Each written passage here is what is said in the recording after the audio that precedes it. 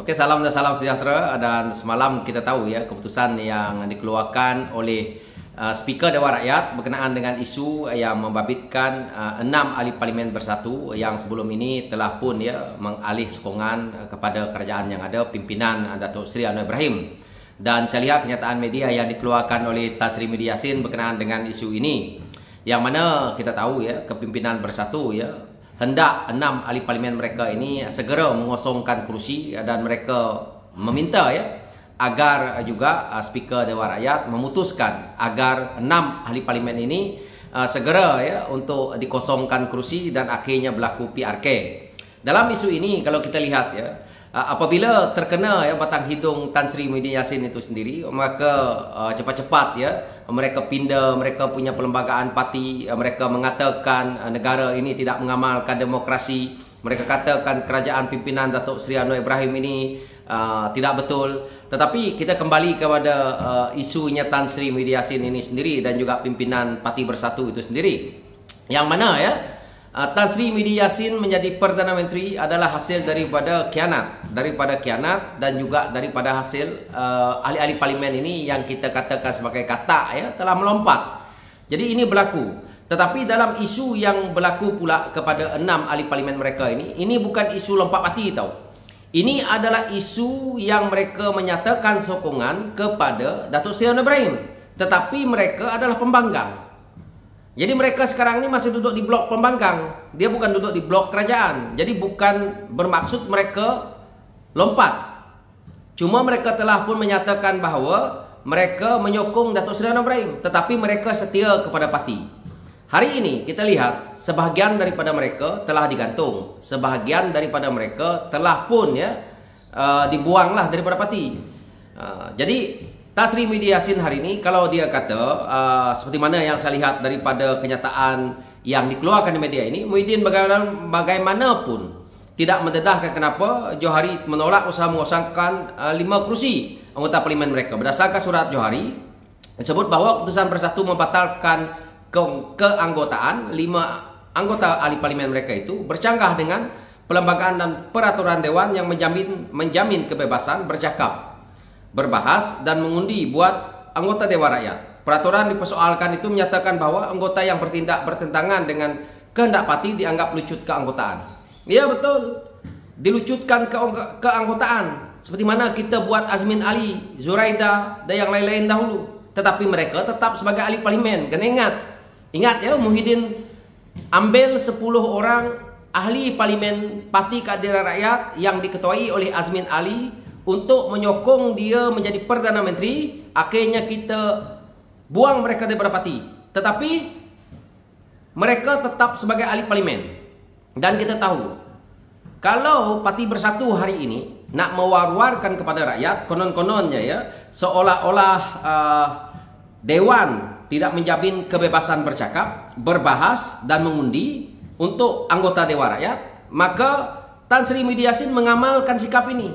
Perkara yang ada hari ini, yang dia sebut ini, yang dia ulas hari ini adalah yang dia buat.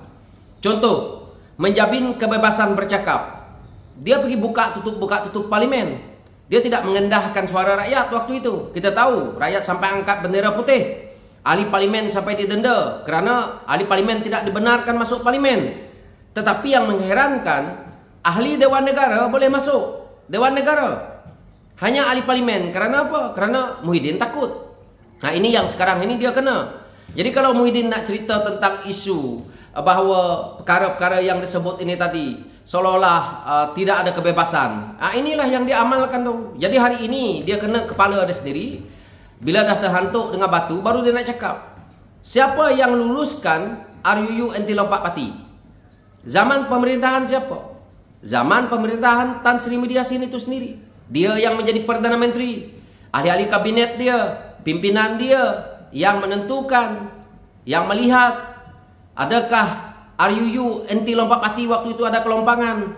Kita dah lihat bahawa daripada pihak pembangkang telah pun menyatakan waktu itu bahawa ada kelompangan di situ. Tetapi Tan Sri Muhyiddin Yassin tidak mengendahkan, pimpinan Bersatu tidak mengendahkan.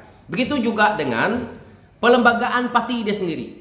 Bayangkan waktu kita di pihak pembangkang, apabila 10 ahli parlimen kita melompat, kita ada MOU di antara ahli parlimen itu sebelum menjadi calon dengan parti. Maka sebahagian daripada mereka yang telah pun menandatangani perjanjian itu dah didapati bersalah. Contohnya Zuraida.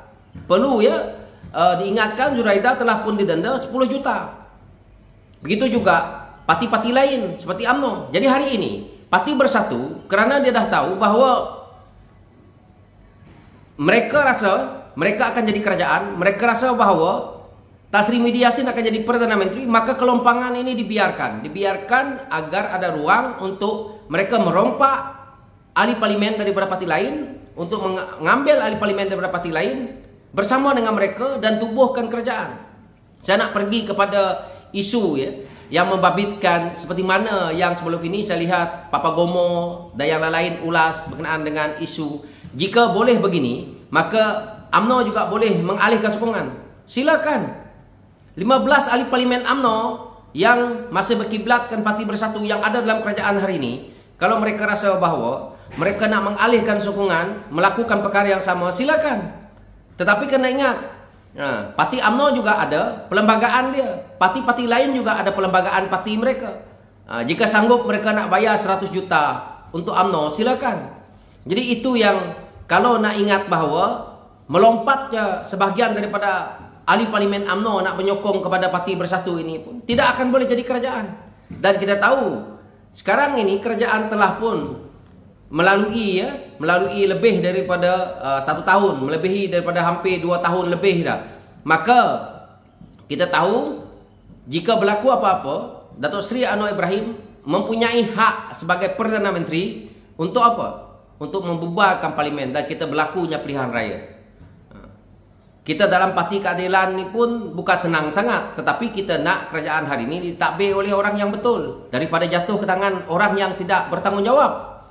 Tan Sri Muhyiddin Yassin bukan seorang pemimpin yang bertanggungjawab. Tan Sri Muhyiddin Yassin ni hanya seorang pemimpin yang mementingkan kroni dan juga partinya untuk dia terus mengekalkan kuasa. Dia bukan mengira kepentingan rakyat. Tidak ada pemimpin-pemimpin parti politik yang menjadi Perdana Menteri daripada zaman Barisan Nasional sehingga hari ini yang naik turun ke Sabara Sarawak, memberi hak kepada Sabara Sarawak. Hanya Datuk Seri Anwar Ibrahim yang mengambil berat tentang isu Sabara Sarawak. Hari ini di Semenanjung yang mengeluh berkenaan dengan isu subsidi diesel dan sebagainya. Ini adalah momok politik yang dibuat oleh pembangkang demi kelangsungan mereka. Sebenarnya perkara-perkara ini adalah tujuannya untuk disasarkan supaya sampai ke rakyat dan akhirnya banyak subsidi-subsidi yang telah pun digunakan, disalahgunakan oleh pihak-pihak yang tidak bertanggung jawab untuk kepentingan pribadi. Jadi ini hari ini Datuk Seri Anwar Ibrahim terpaksa mengambil langkah yang memang tidak popular untuk memperbetulkan negara yang telah rosak, yang telah dibuat hutang begitu besar oleh Tan Sri Muhyiddin Yassin dan juga kepimpinan yang lalu. Bukan salah Datuk Seri Anwar Ibrahim. Hari ini kerajaan telah pun berada di landasan yang betul. Jadi yang merasakan sengsara adalah mereka yang mengamalkan rasuah, penyelewengan, salah guna kuasa.